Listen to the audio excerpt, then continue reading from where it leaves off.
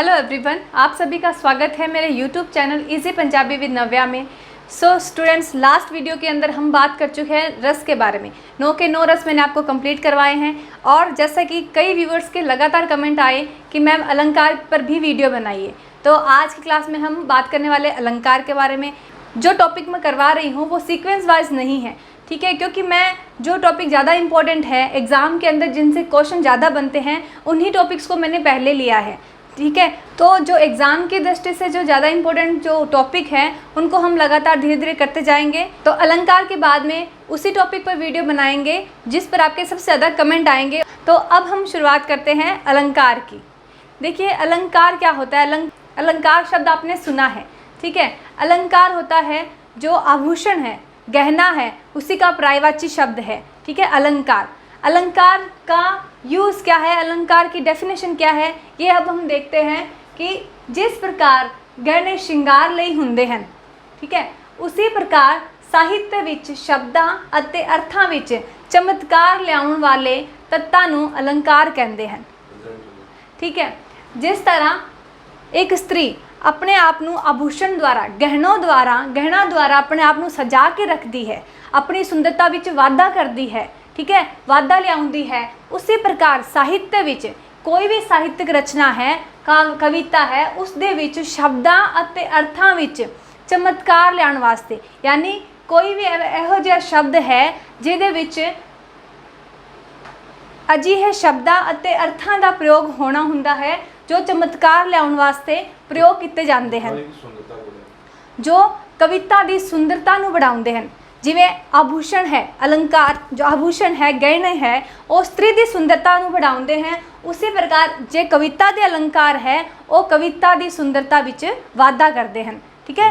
अब जिवें सुंदरता की गल करिए, सुंदरता की हुंदी है? सुंदरता एक तो देखण वाली, ठीक है, एक बार देखते ही व्यक्ति का सुंदर लगना, ठीक है। कविता की सुंदरता की है? पढ़न नाल, कविता पढ़न नाल सोहनी लगना। किवें?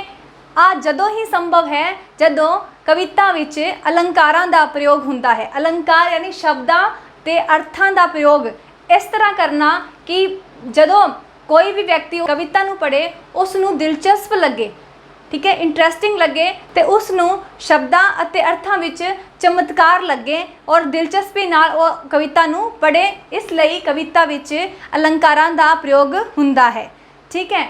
अब देखते हैं अलंकार जो है किन्ने प्रकार दे हुंदे हैं, ठीक है। अलंकार जो है 3 प्रकार दे हुंदे हैं, शब्द अलंकार, अर्थ अलंकार ते शब्दार्थ अलंकार। अब देखिए, इन्हां दे अर्थां तो ही स्पष्ट हो जाता है कि शब्द अलंकार यानी जिन्हां विच शब्दां विच सुंदरता होवे, ठीक है, जिन्हां विच शब्दां विच सुंदरता होण, अजिहे शब्द प्रयोग किए जाण जिन्हां विच शब्दां दी सुंदरता विच वाधा किया जा सके, और हुंदा है शब्दार्थ अलंकार।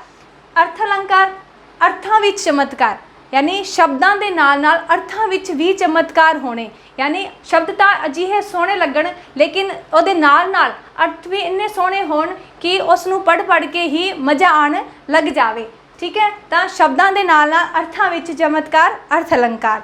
शब्दार्थ अलंकार, देखिए शब्दार्थ, शब्द और अर्थ दोनों तो मिलके बनया है शब्दार्थ अलंकार, जिन्हां विच शब्दां अते अर्थां दोनों दा सुचज्जी वरतों होण, ठीक है, दोनों दी वरतों होण, शब्द भी उन्ने ही वधिया होण ते अर्थ भी उन्ने ही वधिया होण ते दोनों दी वरतों होंदी है, उत्थे ही शब्दार्थ अलंकार हुंदा है।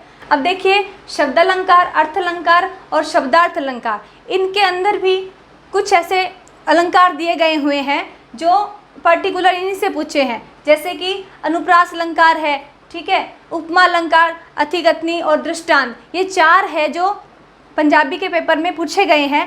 तो पर्टिकुलर इन्हीं पर चर्चा करनी है। तो कौन सा किस में से आता है? जैसे शब्द अलंकार है, ठीक है, अर्थ अलंकार है और शब्दार्थ अलंकार है, ठीक है। अनुप्रास जो है वो शब्दार्थ अलंकार का ही भाग है, तत्व है, तो वहीं से हम चर्चा करने वाले हैं।